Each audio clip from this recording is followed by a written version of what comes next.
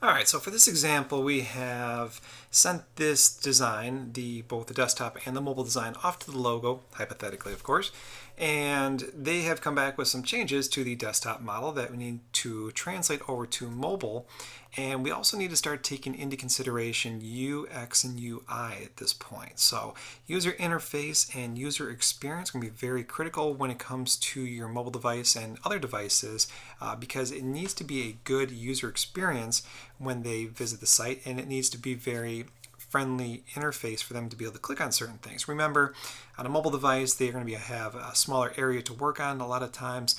Buttons need to be large enough to be clicked. Text needs to be large enough to be read. Things like that. So we're going to take a look at some of those things here and make the appropriate adjustments. So as you can see with the desktop model here, I'm going to zoom in a little bit. Not a lot has changed. They've asked for 2 buttons to go across the top in this kind of main photo area up here.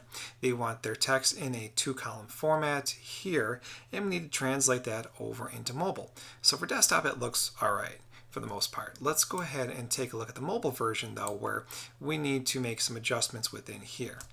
Now, what I would do is first look at, we're just going to jump into some of the obvious stuff here. So the text at the bottom here, this is going to need to not be in a 2-column format like it was over here for the desktop. The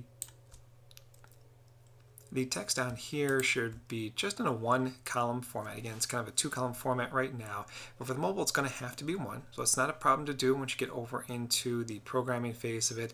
It's not very difficult. So what I'm going to do is I'm going to go ahead and just extend my text box here. And you can see I've got that nice pink magenta line going across the top. So I know that's pretty much lined up with the menu up there, although that'll be something we'll talk about here in a minute too. And that looks a lot better. Making sure that we are down here at 100%. The text still looks a little bit small, so even though it's a direct pickup from the desktop here, once it shrinks down to a mobile device, you're probably going to want to pick up the font size a little bit here just to make it nice and readable. So I've taken that from a 16 point to a 22 point, which looks a little bit better. I'm going to get rid of some of the leading here. We've got a lot of leading, and both devices I could probably ease that up, but just to show you some good practices, we would pull that up. Right now we've got a 40-point leading on a 22-point font. That's quite a bit, so let's just see what 35 looks like. 35 is good. It still kind of airs out the text a little bit from one line to the other. You don't want it meshing, you don't want it like touching, getting super close. You want to have some of this white space in between there, but for the most part that looks pretty good right now. Another thing, because it's just 1 column, you can keep it left aligned over here like we have currently. Also, another option that looks good a lot of times is centered. It just depends on how much text you have. Play around with those different options. One may look better than the other. For the area over here where they want these 2 buttons, we need to make sure that those are going to be clickable, and we really can't stack them side by side because the text that they are going to have in these buttons is going to be quite big. So what I'm going to do is I'm going to, let's see, which one do I have here? Alright, so I'm going to take just this first one and I'm going to duplicate these 2 guys and I'm going to drag them over. Alright, so again, because of the size of this, it looks like it's going to fit perfectly for the width of a mobile device, but I'm going to have to stack these as opposed to trying to run them side by side. So I can simply just duplicate them and put them there. Now I'll probably want to vertically align them so they're centered top and bottom. That looks pretty good. Alright, so the last thing that I want to do up here is, let's say the client has more than just 3 pages to a website. When was the last time you went to a website and there was only 3 pages on it? Pretty rare. Now there are times when this does happen and it does work out fine, but for best practice for a good user experience, what we want to do is, a lot of times what they have is what's called the hamburger menu, where you see like the 3 large horizontal lines up here, and when you click on that, it drops down into a menu. So that is what I want to add now. Now, you could just simply draw 3 lines in there, not a big deal, but there's a great site that I use. I use ligatures, different fonts that you can use to represent different things. There are different companies that do this. I like to use linear icons, and they have a paid version which gives you a ton of these, or the free version which gives you the basics, which is pretty much all I ever really need for the most part here. I do have a premium version, but for this case I'm going to use the free version here. What you're going to want to do is, depending on the type of system you are on, is download your appropriate version of the fonts. you simply click on the free version and you can download it and go ahead and install that. I've already got mine installed, so I'm going to get started, but you would download that, install that into your fonts, and what you do is you can see that there is the icon that you may want to use, and all you have to do is type in the word that is associated with that, and I'll show you how to do that here in a second, but this icon will then replace it, which is really, really cool. So we got to jump down here and try to find, where is the hamburger menu? Here it is. Hamburger menu, which is the LNR-menu. Now you could also do like a cross sometimes to close things out. You may see things like that. You may see home buttons. You may see all different kinds of icons used for different things. But this is a really simple, cool way to do that. So I'm going to show you how to do that.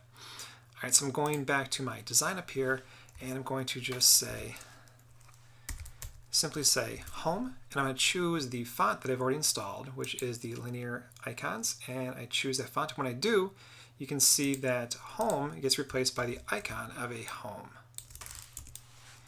And I can move that over to the side over here. Now I have more than just home, and that may be a little bit confusing to some people. So again, we can change this by typing in menu. So if I type in menu, now I've got that hamburger menu that everybody seems to use for their mobile devices, and that looks a lot better. And again, here may be an instance where I would want to create a new artboard showing. Once I click on that, maybe what happens is the screen takes over and I get a large gray area. I'm going to go ahead and snap this to the edges.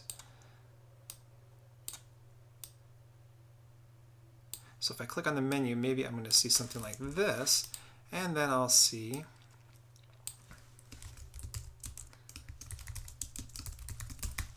now this would look a lot better if I had a bunch of links in here, but you're going to get my idea here as I start to do this.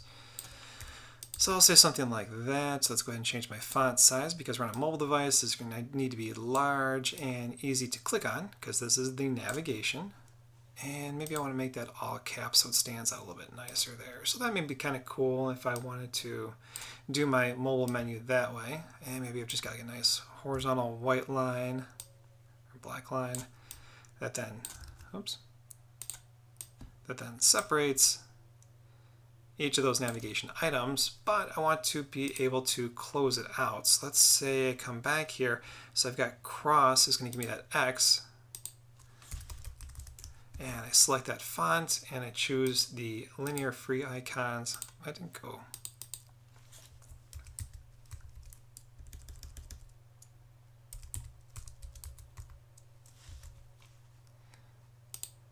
Oh, there it goes, because I had it in all caps. Okay, so all I need to do is make sure that was all lowercase, and maybe I'll put like a big black X. I don't know, maybe put it over here on the right hand side. So this is going to be an instance where I can show from the home page, if I click on this menu item here, I can then get this artboard here, which is going to show my mobile menu. So just a couple different ways to take into consideration good UX and UI best practices and lay things out a little bit differently.